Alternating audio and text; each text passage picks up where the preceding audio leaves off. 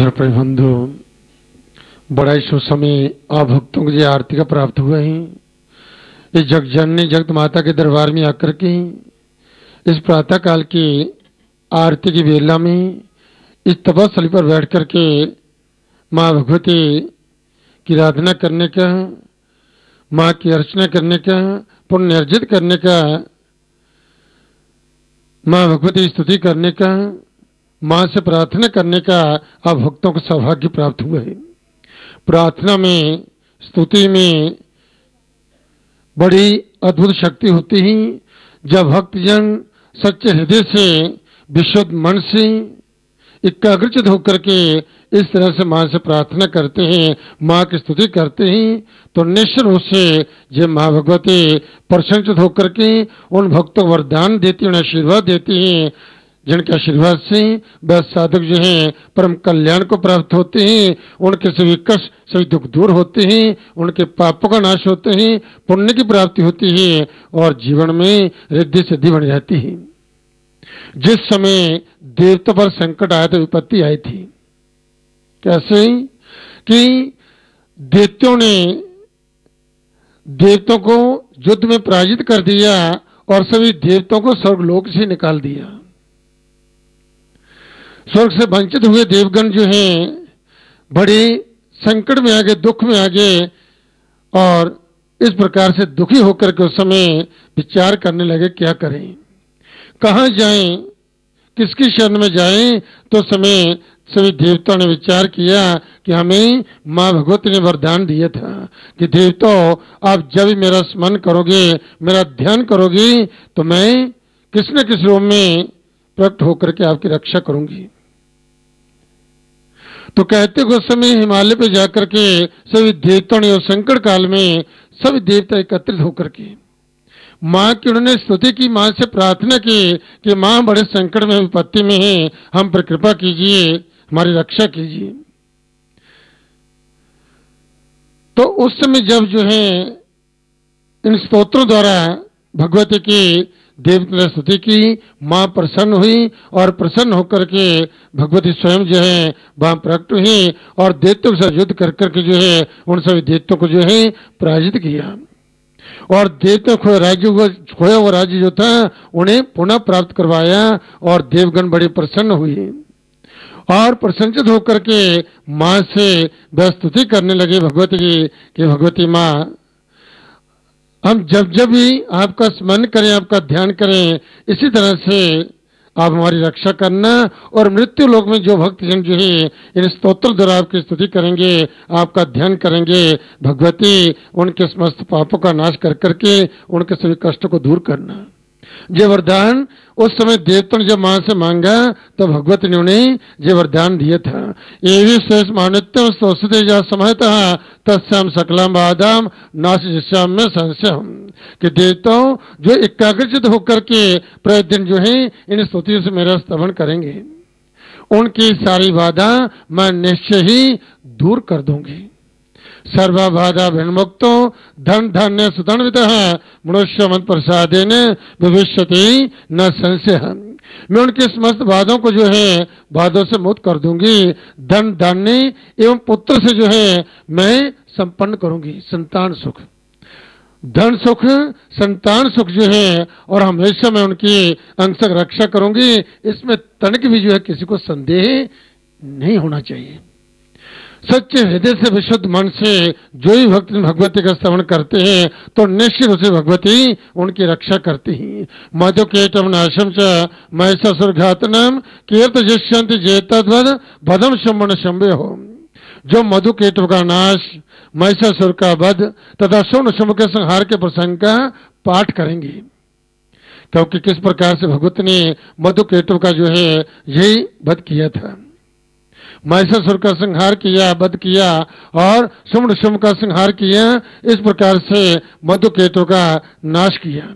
तो जितने भी दैत्य हुए हैं ऐसे इतने शक्तिशाली दैत्य थे और मधुकेतु भी जितने शक्तिशाली हुए कैसे, ये भी जानने की बात है। ये मधुकेतुवादी जो दैत्य जो थे ये इतने शक्तिशाली कैसे हुए जिन्होंने दैत्यों पर विजय प्राप्त कर ली। तो मधुकेटु ने भी भगवती की आराधना की, तप किया, मां को प्रसन्न किया। निराहार व्रत करते हुए कहते हैं कि ऐसी तपस्या की जल के ऊपर बैठ करके कि जिस संसार में कुछ भी नहीं था, जल ही जल था। तो उस समय कहते हैं जब मधुकेटु दोनों जो है जय भगवान जय विष्णु के ही कान से इनका प्रादुर्भाव हुआ था, और उस समय जो है इन मधुकेटु ने तप किया था मां को प्रसन्न करने के लिए। तो बड़ी घोर तपस्या की, उनकी तपस्या से मां प्रसन्न हुई, और इतना नहीं, मां ने प्रसन्न होकर के उनको साक्षात दर्शन भी दिए, दर्शन दिए, और फिर कहा आपकी भक्ति से मैं प्रसन्न हूं, भरम ब्रूहि, वरदान मांगने के लिए बोल दिया। तो मां ने कहा कि क्योंकि अब देखिए, अब जो भी कर्म करते हैं उसका फल तो मिलता है। आप जो है नौकरी करते हैं तो महीने के बाद वेतन मिलता है कि नहीं मिलता है। आप जो साधना करते, जब करते, पाठ करते हैं, उसका भी फल मिलता है, ऐसे ही फल मिलता है उसका भी।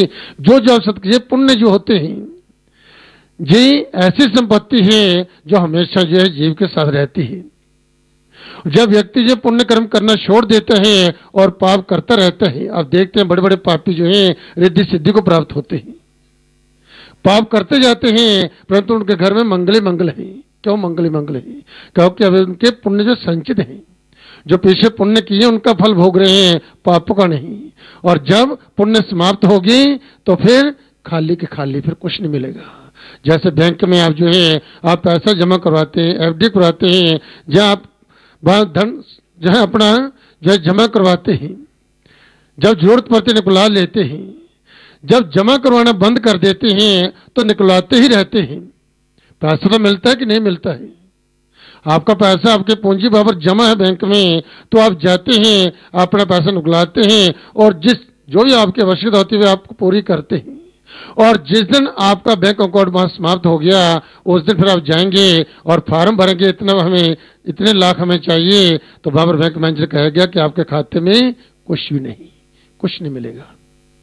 इसी तरह से जो पुण्य संचित किए होते हैं ये सब जमा होते रहते हैं, और जिस दिन समाप्त होते हैं तब जो है एक जो है व्यक्ति कष्ट में आ जाता, संकट में आ जाता। महाराज जीवन इतनी रिद्धि सिद्धि थी, किसी चीज की कमी नहीं थी, ना धन की, ना परिवार में किसी प्रकार की, अचानक से क्या हो गया, एकदम से हम संकट में आ गए और रोड पे आ गए, कुछ नहीं रहा, सब समाप्त हो गया। तो ये होता है। तो मधुकेटु ने तप किया, तपस्या करके मां को प्रसन्न किया। मां ने वरदान मांगने के लिए कहा और उन्होंने वरदान मांगा, और वरदान मांग करके भगवती ने उन्हें वरदान दे दिया। और इस प्रकार जब शक्ति संपन्न हो गए, फिर उन्हें उस शक्ति का अभिमान हो गया। साथ ही साथ क्या हम तो इतने शक्तिशाली हैं, अब हमारे देवता कुछ भी नहीं बिगाड़ सकते, कुछ नहीं कर सकते। तो क्या किया, देवताओं पर दूसरों को दुख देना शुरू कर दिया। क्योंकि वास्तव में जब व्यक्ति के जीवन में सुख आए, देव कृपा हो, धन संपत्ति आए, तो उसका सहयोग कीजिए, भलाई के काम कीजिए, दूसरों की सेवा कीजिए। वो एक समय होता है, मौका दिए परमात्मा ने आपको सत्कर्म करने का। क्योंकि जो लक्ष्मी जो है, जो चंचला है, चलाए माने है, सदा सबके पास जो है हमेशा नहीं रहती, जाती जाती रहती है। तो जब मौका मिल जाए तो इस प्रकार से उसका सहयोग कर लें, उस समय का ठीक जो है सहयोग कर लें। तो अब जो है उस शक्ति जो है दुरुपयोग किया मधुकेटु ने, तो फल क्या हुआ, अंत में दोनों का सर्वनाश हुआ। तो इसलिए जो है इन्होंने शक्ति कहां से प्राप्त की, किसी भगवती से ही। और फिर देवता सुखी कैसे हुए, भगवती की शरणागत होकर के, मां की शरण ग्रहण की, मां के शरणागत हुए कि कहीं ना कहीं हमसे कोई अपराध हुआ है।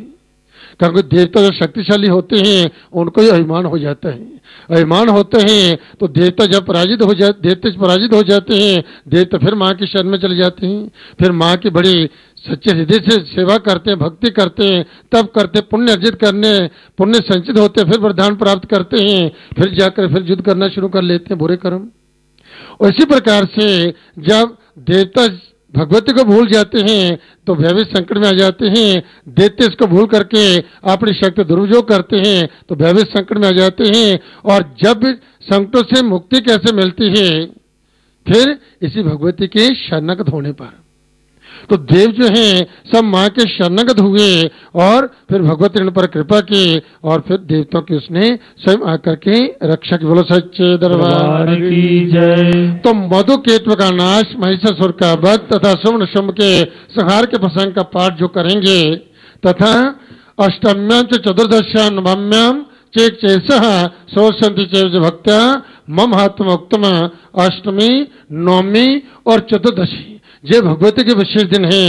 अष्टमी, नवमी, चतुर्दशी के जो दिन जो है जो एकाग्रचित होकर भक्ति पूर्वक जो है मेरे उत्तम महात्मा का श्रवण करेंगे, पाठ करेंगे अथवा श्रवण करेंगे, उन्हें जो है न तेषां दुष्कृतम किंच दुष्कृतोत न चावदः भविष्यति न दारिद्र्यम न चैवेष्ट वियोजनम। उन्हें कोई पाप जो है छू तक नहीं पाएगा, उनको कभी कोई पाप जो है लगेगा नहीं, क्योंकि जो इस तरह से भगवती की साधना करते हैं पहली बात भगवती प्रसन्न होकर उन्हें सद्बुद्धि सद्ज्ञान दे देती हैं, तो उनमें बुरे विचार आते नहीं है, तो पाप कर्म वह करेंगे कैसे।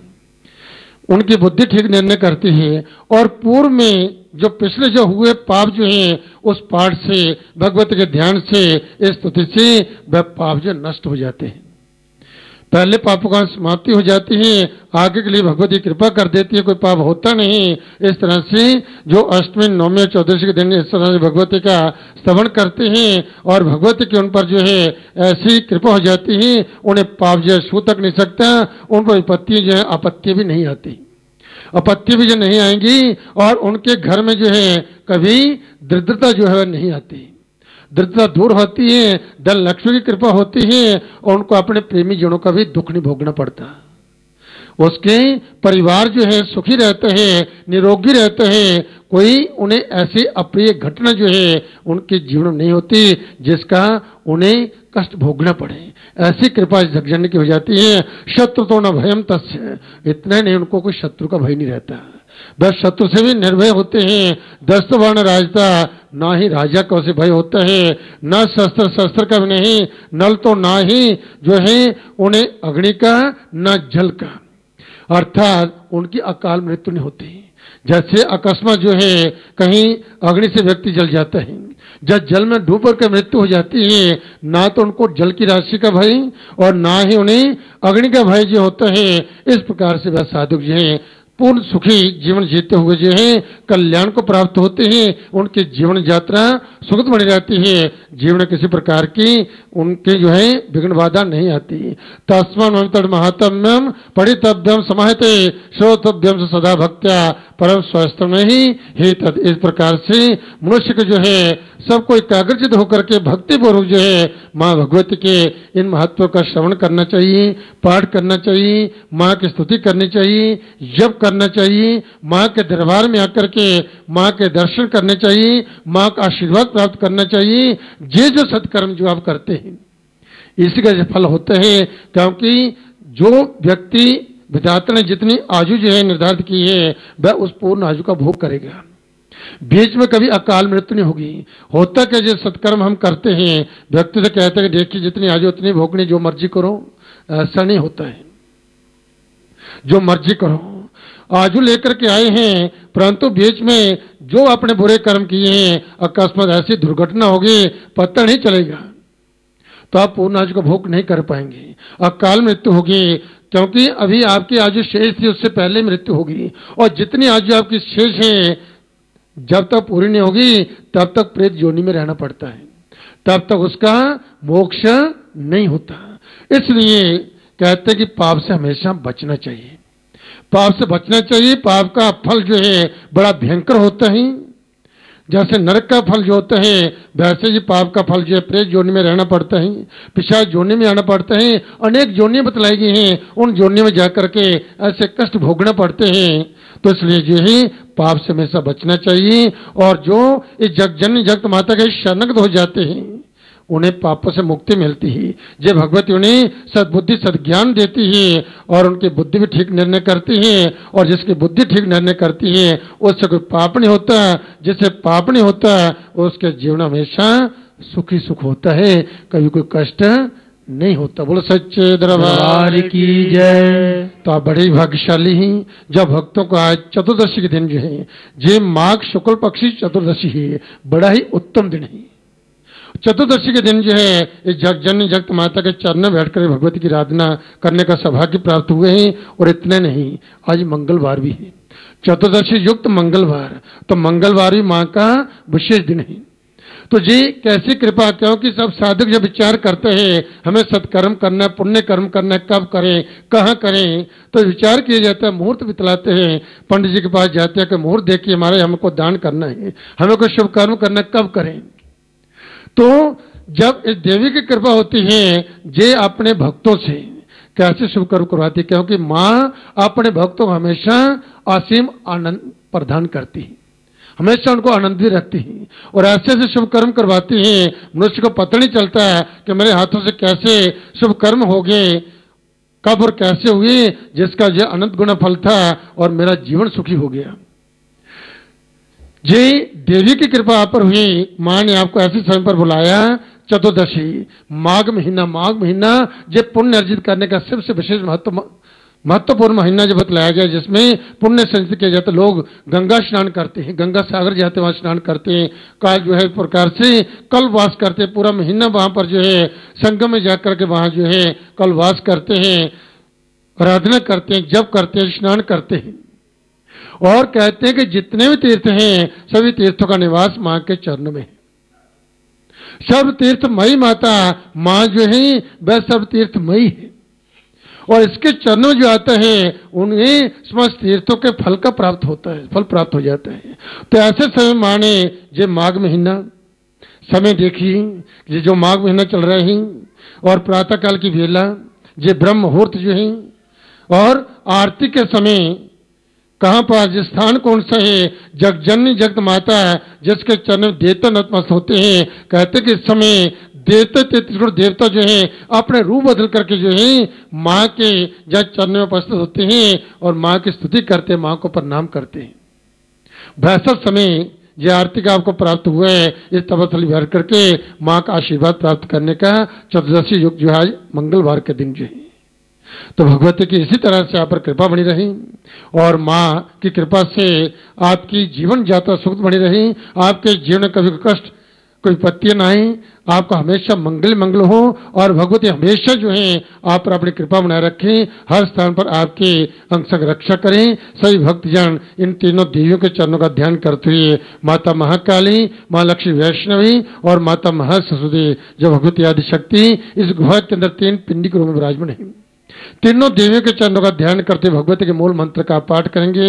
यह मंत्र परम शक्तिशाली मंत्र है। इस मंत्र को अपने हृदय में ध्यान कर करके जो भक्तजन इस मंत्र के द्वारा मां की साधना करते हैं और मां के दरबार में आकर के इस गुहा के अंदर मां का आशीर्वाद प्राप्त करते हैं, उन भक्तों पर सदा सर्वदा तीनों देवियों की पूर्ण कृपा बनी रहती है और जिन पर तीनों देवियों की कृपा हो जाती है उनका कहीं भी अमंगल नहीं होता, सर्वत्र उनका मंगल होता। सभी इस मंत्र का पाठ करेंगे।